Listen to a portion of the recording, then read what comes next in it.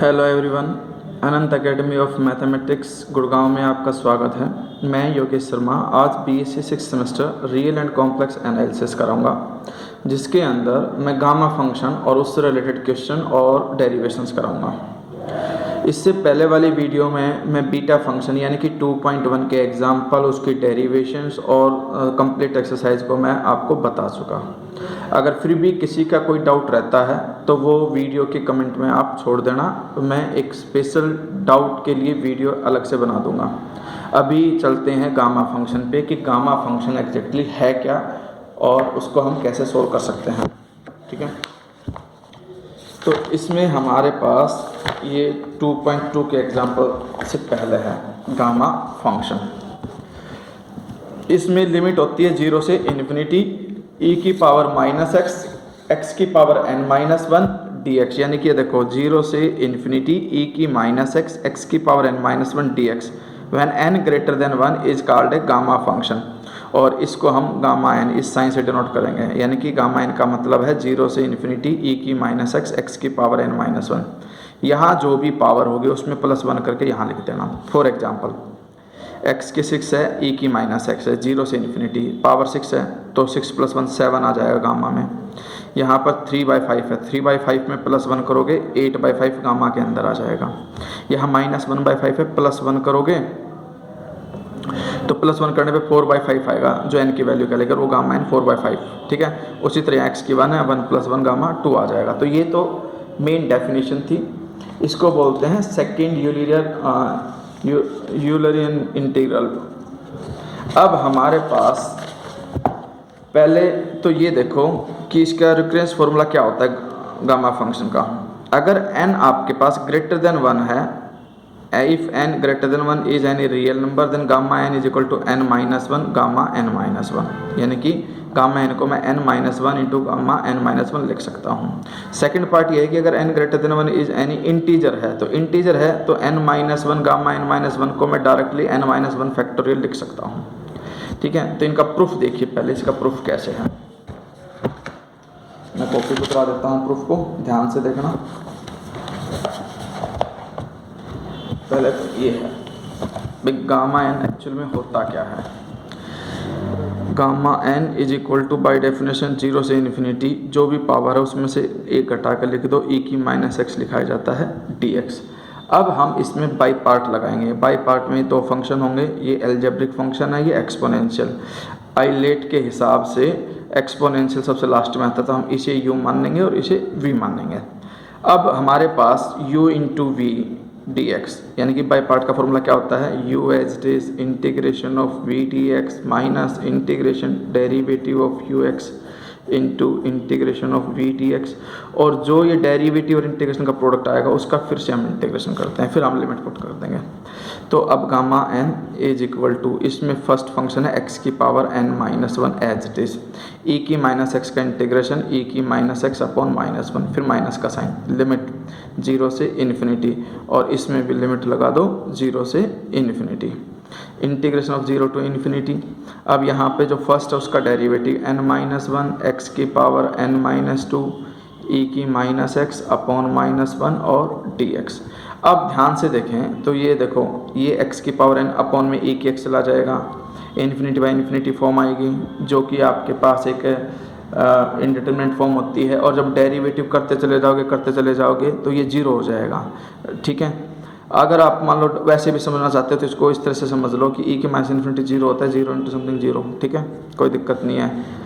ये आप वैसे इंडिटरमिनेट फॉर्म में कर चुके हो कि इसकी वैल्यू 0 होती है। तो ये तो हो गया 0, माइनस बाहर आके प्लस हो जाएगा, n-1 कांस्टेंट वो भी बाहर आ जाएगा, n-1 0 टू इन्फिनिटी x की पावर n-2 e की -x dx। अब हमारे पास कंडीशन ये है, हम इसको अगर ध्यान से देखें तो ये तो n-1 है, जो भी पावर मैंने बताया था कि गामा फंक्शन के अंदर जो भी पावर उसमें +1 कर दो और वो यहाँ लिख दो। n-2 में +1 करोगे n-1, क्योंकि ये भी एग्जैक्टली गामा फंक्शन ही बन रहा है। तो ये n-1 गामा n-1, यानी कि पहला केस तो हो गया प्रूफ। लेकिन जब हम सेकेंड यानी कि फैक्टोरियल की बात करेंगे तो हम क्या करेंगे, गामा n-1 है, ये एक इक्वेशन होगी। फिर आप करोगे, ये गामा n है, replace n by n minus one. जब मैं n को n माइनस वन से रिप्लेस करूँगा तो ये गामा n माइनस वन रखोगे तो ये n माइनस टू और गामा n माइनस टू। इस वैल्यू को उठा करके यहाँ पुट कर दो, यानी कि यूज टू इन वन, तो गामा n जो है वो आ जाएगा n माइनस वन।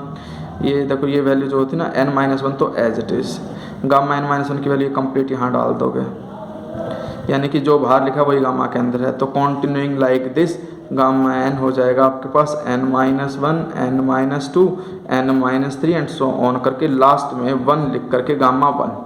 अब हमें ये देखना है कि गामा 1 की एग्जैक्ट वैल्यू होती क्या है, ठीक है। उसके लिए हम क्या करेंगे, हम गामा 1 की वैल्यू निकालेंगे, यानी कि गामा 1 का मतलब है 0 से इन्फिनिटी x की power n minus one, n यहाँ पे 1 है, माइनस वन e की माइनस एक्स dx, और वो हो जाएगा 0 से इन्फिनिटी x की 0 e की माइनस एक्स dx। e की x की 0 तो 1, e की माइनस एक्स ही होता है, अपॉन में माइनस वन आता है इंटीग्रेशन के अंदर 0 टू इन्फिनिटी, यानी कि e की माइनस इन्फिनिटी फिर माइनस का साइन, और ये माइनस ऑलरेडी तो प्लस हो जाएगा, और e की माइनस 0, e की माइनस इन्फिनिटी तो 0 होता है, यानी कि ये तो आ गया 0 प्लस e की 0 1 होता है, तो ओवरऑल वैल्यू क्या आ गई 1। इसकी जगह पे मैं 1 रख दूंगा तो ये आ जाएगा n minus one, n minus two, show on करके 1 तक। और जब कोई भी वैल्यू जहाँ से स्टार्ट होती है सब्ट्रैक्ट होते हुए 1 तक जाती है लगातार, तो उसको मैं इस फॉर्म में लिख सकता हूँ। ये सेकेंड पार्ट उसका प्रूफ हो गया, ठीक है। अब अगली डेरिवेशन कराने से पहले मैं गामा से रिलेटेड कुछ एग्जांपल्स और क्वेश्चंस करा देता हूँ। इसमें हमारे पास ये है,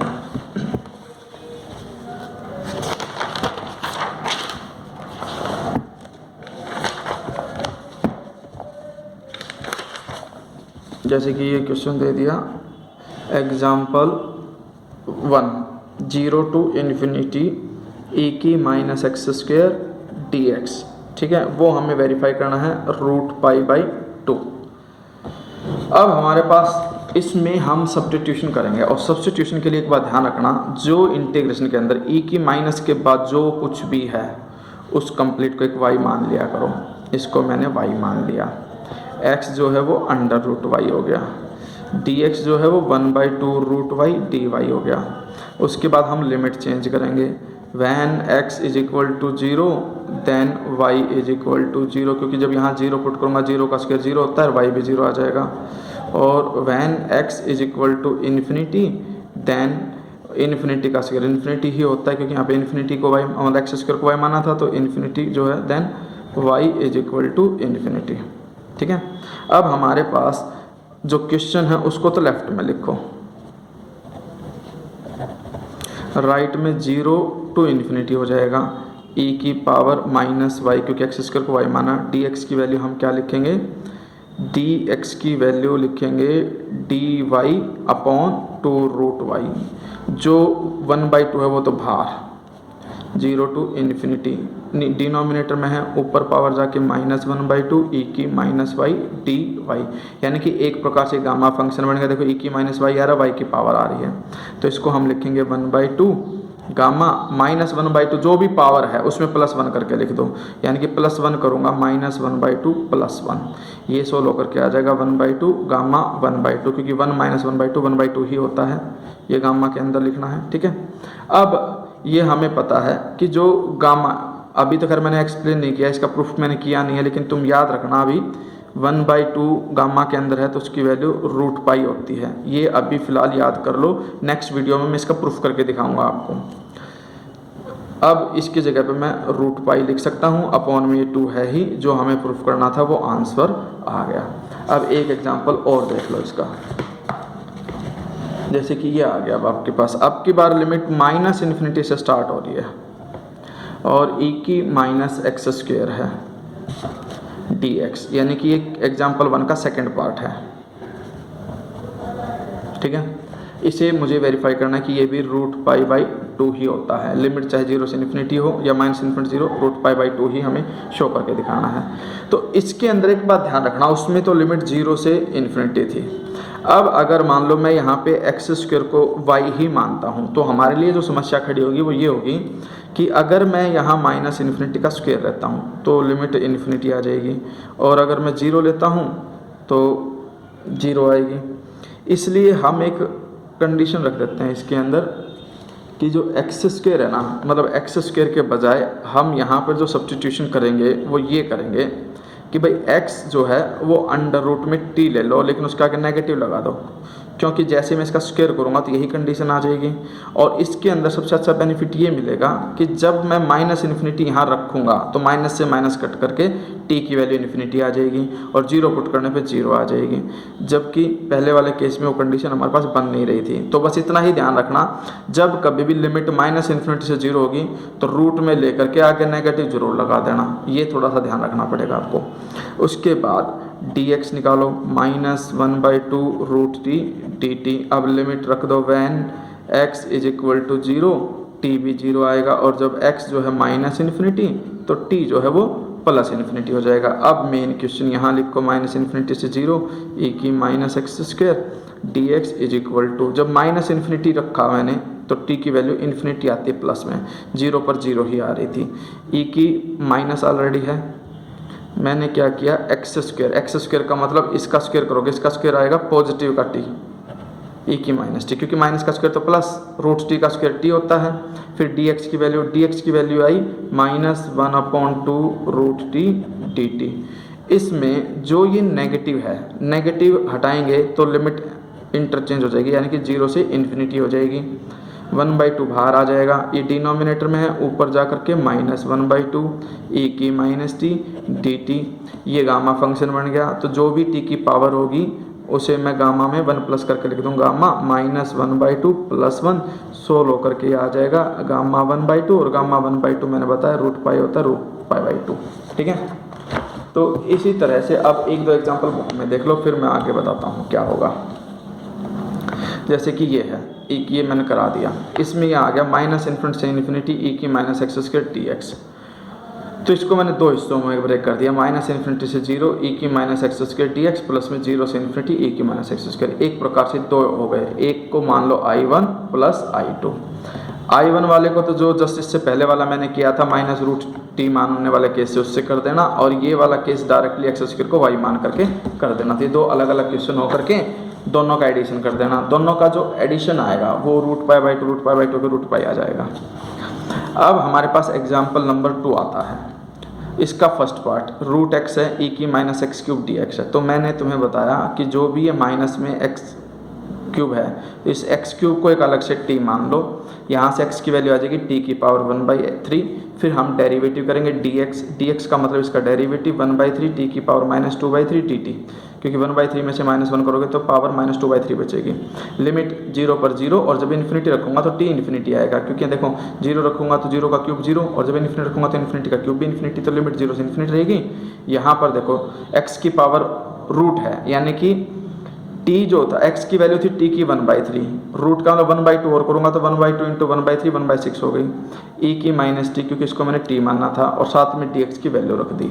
अब t की पावर कलेक्ट हो जाएंगी, मल्टीप्लाई में पावर ऐड हो जाती है, तो 1/6 - 2/3 e⁻t dt। 1/6 - 2/3 सोल्व करके एलसीएम वगैरह लेकर के t की -1/2 e⁻t dt आएगा। ये वही है, गामा फंक्शन बन गया, गामा 1/2, क्योंकि जो भी पावर उसमें +1 कर दो, गामा 1/2 उसकी वैल्यू √π होती है, √π/3 आंसर आ गया। अब हमारे पास जो सेकंड वाला क्वेश्चन है उससे पहले मैं बीटा में कन्वर्ट करूंगा तब होगा, लेकिन जो थर्ड वाला है वो डायरेक्टली सिंपल है, पहले उसको देख लो फिर मैं इसको कराऊंगा। इसमें a² x² को t मानना, जब मैं a² x² को t मान लूँगा तो क्या होगा वो देखो, मतलब a² x² = में t, फिर x² की वैल्यू t/a², फिर x की वैल्यू √t/a, फिर dx की वैल्यू आ जाएगी 1/2 √t dt। फिर वही है, लिमिट 0 पर 0 और इन्फिनिटी आएगी। सर आपको टप करके t के सारी पावर कलेक्ट कर दो, जो भी पावर आएगी उसमें +1 करके गामा के अंदर लिख दो, आंसर आ जाएगा। अब बीटा फंक्शन पे आते हैं, लेकिन पहले आपको रिलेशनशिप समझनी होगी कि बीटा फंक्शन में और गामा फंक्शन में रिलेशनशिप होती क्या है। अगर मान लो मुझे β mn है, तो वो होता है gamma m, gamma n upon में गामा एम प्लस एन। क्योंकि जनरली क्या होता था हमारे पास, हम फर्स्ट एक्सरसाइज में बता चुका था कि m-1 फैक्टोरियल होता था, n-1 फैक्टोरियल होता था और अपॉन में m प्लस n-1 फैक्टोरियल। और अभी अभी मैं वेरीफाई कर चुका था कि जो गामा n है उसको मैं n-1 फैक्टोरियल लिख सकता था। तो ये चीज़ तो गामा m बन गई, ये गामा n बन गई और ये जो वाली जो चीज़ है वो गामा m प्लस n बन गई। ठीक है, अब हम क्या करेंगे वो देखिए। इसमें हमारे पास क्वेश्चन ये है 0 से लेकर के 3 dx upon under root 3x minus x square. तो सबसे पहला जो काम है इसमें से x को कॉमन लीजिए, ये आ जाएगा 0 से 3 dx अपॉन x को कॉमन लूँगा, रूट से बाहर जाएगा तो root x under root 3 minus x, ये कंडीशन आ गई। अब मैं बीटा वाले जब क्वेश्चन करा रहा था तो मैंने आपको बताया था कि जिसमें ये वाली ब्रैकेट होती है इसमें जो यहाँ होता है उसको क्या मानते थे हम z, लेकिन z के साथ मल्टीप्लाई क्या करेंगे जो यहाँ कांस्टेंट है वो, फिर dx वो आ जाएगा 3dz। उसके बाद लिमिट रखते हैं हम when x is equal to 0 z is equal to 0 और when x is equal to में 3 तो z देखो 3 इज इक्वल टू 3z, 3 से 3 कट के z जो है वो 1 के इक्वल आ गया। अब सारा क्वेश्चन जो मेन क्वेश्चन था उसको आई मानो, 0 से लिमिट 1 हो गई, dx की जगह पे मैं 3dz लिख सकता हूँ upon under root x, under root में x की वैल्यू 3z लिख सकता हूँ मैं और अंडर रूट में 3 माइनस 3z, ये कंडीशन होगी। अब देखो 0 to 1 3dz अपॉन रूट 3 तो इसका कॉमन आएगा और 3 जब कॉमन होगा तो उसका भी रूट 3 कॉमन आएगा। ये तो हो गया z की पावर 1/2 और ये 1 माइनस z की पावर 1/2। अब ये 3 से 3 कैंसिल, 0 to 1 z की पावर -1/2 और 1 माइनस z की पावर -1/2 dz। अब इसको मैं लिखूंगा, देखो ये फंक्शन बन गया बीटा, यानी कि जो भी पावर है उसमें +1 करके लिख दो, -1/2 + 1 1/2 और ये भी 1/2 और ये आपके पास बीटा mn हो गया। फॉर्मूला क्या बनता है gamma m into gamma n upon gamma m plus gamma n, ये दोनों मल्टीप्लाई हो जाएंगे। ये होता है रूट पाई, ये आपके पास आ जाएगा रूट पाई अपॉन में गामा 1 तो 1 ही होता है, ध्यान रखना हमेशा, यानी कि गामा 1/2 अपॉन में गामा 1 के इक्वल होता है और ये सोल्व करके आ जाएगा पाई। ये आपका आंसर आ गया। ठीक है, अब जितने भी आगे क्वेश्चन हैं वो सारे बीटा वाले मतलब गामा में कन्वर्ट करके करने हैं। मैं कुछ एग्जाम्पल बुक में ही करा देता हूँ, उन्हें देखो ध्यान से। जैसे कि ये है x की p1 माइनस एक्स की क्यू होल पावर n और इसको फिर बाद में कंपेयर करके इसको भी सोल्व करना है in terms of gamma function. तो आप क्या करते हैं, मैंने बताया कि जो यहाँ होता है उसको एक t मान लेंगे, यहाँ 1 है तो 1 से मल्टीप्लाई करके t रह जाएगा, यहाँ से x आ जाएगा t की पावर 1/q, क्योंकि q उधर जाके 1/q पावर बन जाएगी। फिर कर दो डेरिवेटिव इसका dx इज इक्वल टू में 1/q आगे t की पावर 1/q माइनस 1 dt। फिर लिमिट चेंज करोगे, x को 0 रखोगे यहाँ तो t 0 आएगा, x को 1 रखोगे तो 1 की पावर कुछ भी हो 1 ही आएगा, तो लिमिट 0 से 1 होगी। अब जो क्वेश्चन उसके अंदर वैल्यू डाल दो 0 से 1, x की वैल्यू क्या है t की पावर 1/q, उसकी पावर p करोगे तो t की पावर p/q, क्योंकि p और 1/q मल्टीप्लाई हो जाएंगे। फिर यहाँ 1 माइनस इस पूरे को t माना था, 1 माइनस t की होल पावर n और dx की वैल्यू आई थी 1/q, t की पावर 1/q माइनस 1 dt। इसके बाद ये t है, दोनों को कंबाइंड करके लिखोगे तो पावर ऐड हो जाएंगी, p/q प्लस 1/q माइनस 1 और p/q प्लस 1/q में होल q तो अपॉन में आ गया माइनस 1 अलग से, ये 1 माइनस t की पावर n dt। अब ये देखो t की power m minus 1 minus t की पावर n, तो एक प्रकार से बीटा फंक्शन बन गया। बीटा के लिए जो भी होल पावर होती है उसमें +1 करके लिख दो, तो p प्लस 1/q और यहाँ पे n है तो इसमें n प्लस 1, ये बन गया आपके पास बीटा फंक्शन। फिर इसको गामा के फॉर्म में लिखना है तो 1/q तो बाहर, gamma m gamma n upon gamma m plus n इस फॉर्म में लिख सकते हो। इसके बाद इन्होंने ये क्वेश्चन और दे रखा था, जब इस क्वेश्चन को मेन क्वेश्चन से कंपेयर करूँगा तो देखो x की पावर 5, यानी कि इसको मैं इस से कंपेयर करता हूँ, x की पावर 5 1 माइनस एक्स की क्यूब होल पावर 10 dx। तो एक प्रकार से x की p x की पावर 5 तो p 5 आ गया, x की q x की 3 तो q जो है वो 3 के इक्वल आ गया, होल पावर n है तो n इज इक्वल टू 10 आ गया, यानी कि P की वैल्यू 5, Q की वैल्यू 3 और N की वैल्यू 10। इस पूरे फॉर्मूले में लेफ्ट और राइट में लिख दो। जैसे ही आप वो लिखोगे गामा की न्यूमेरिकल वैल्यूज आ जाएंगी। फिर गामा 2 होता है 1 फैक्टोरियल, गामा 11 होता है 10 फैक्टोरियल, गामा 13 हो जाएगा 12 फैक्टोरियल। फिर इनको सोल्व कर देना, आंसर आ जाएगा। ठीक है,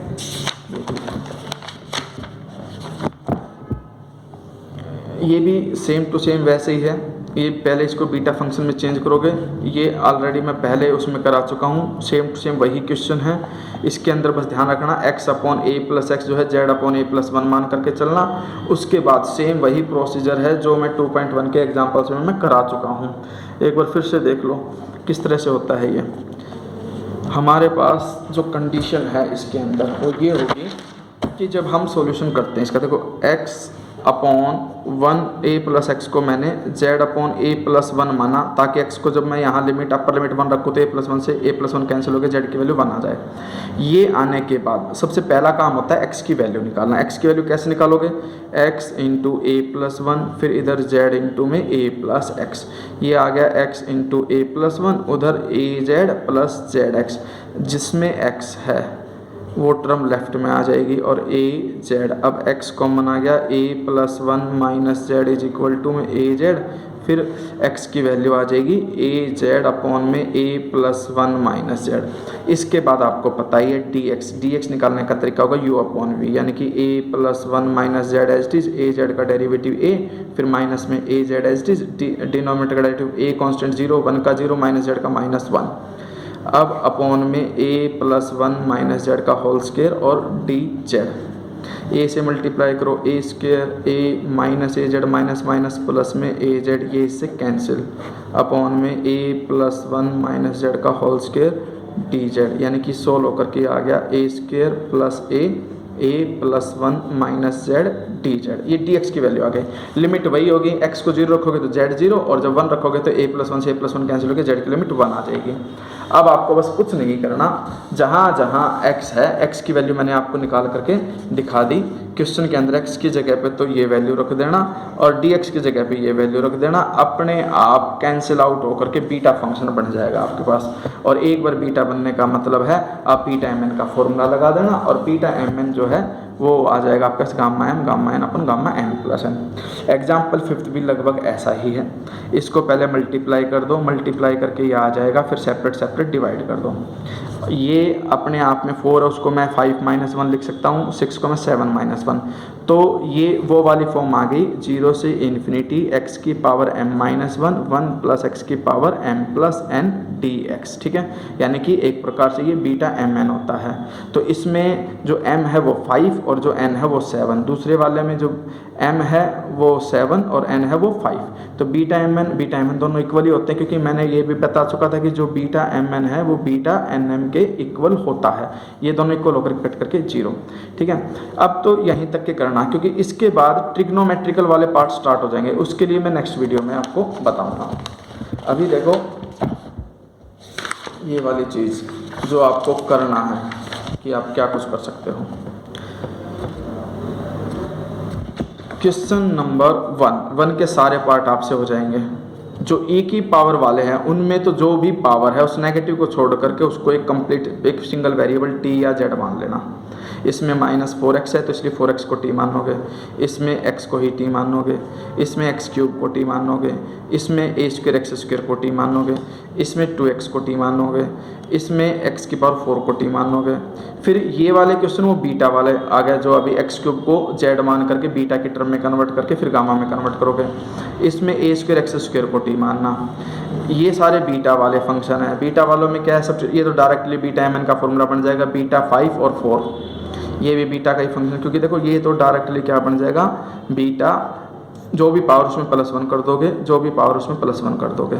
फिर वही है 5 का मतलब है gamma n upon gamma m plus n, और फिर वो गामा m होता है m-1 फैक्टोरियल और n-1, यानी कि एक प्रकार से ये हो जाएगा गामा 5 गामा 4 गामा 5 + 4 9, और ये हो जाएगा 4 फैक्टोरियल 3 फैक्टोरियल अपॉन में 8 फैक्टोरियल। इसको सोल्व कर देना, आंसर आ जाएगा। इसी तरह से बाकी के सारे क्वेश्चन होंगे, तो आप ट्राई करना और आप देखोगे कि क्वेश्चन नंबर 5 तक 5 को छोड़ देना क्योंकि इसमें डुप्लीकेशन फॉर्मूला यूज होगा। बस आप इतना करना, जो मैंने वीडियो में कराया है वो सारा रिपीट करना और क्वेश्चन नंबर 4 तक के जितने भी पार्ट है वो सारे खुद से करके देखना, कोई समस्या नहीं आएगी। कोई डाउट आता है कमेंट में छोड़ देना। वीडियो लाइक करें, शेयर करें, चैनल सब्सक्राइब नहीं किया है तो सब्सक्राइब ज़रूर करें। धन्यवाद।